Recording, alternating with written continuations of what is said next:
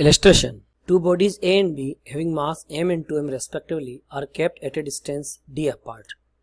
This is body A, mass is m, and this is body B, mass is 2m, kept at a distance d apart.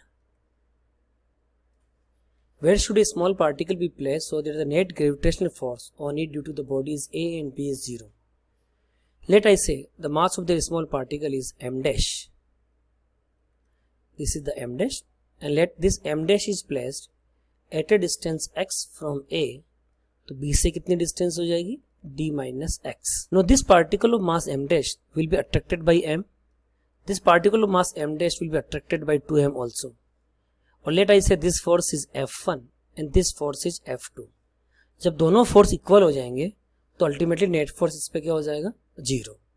So we will write F1 equal to F2. What is the value of the F1? G m1 m2.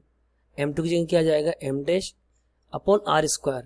m और m dash के बीच की distance कितनी? x. तो x square equal to g again m1 that is 2m, m2 इसका mass कितना है? m dash upon d minus x whole square.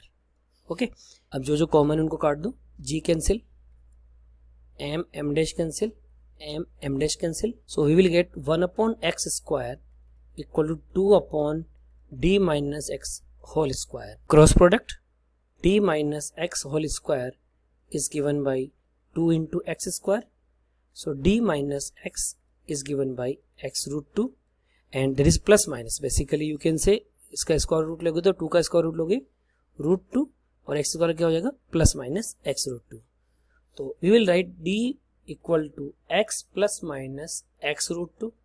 So d is given by x common ले लिया 1 plus minus root 2. Value of the x will be written as d upon 1 plus root 2, or you can say d upon 1 minus root 2.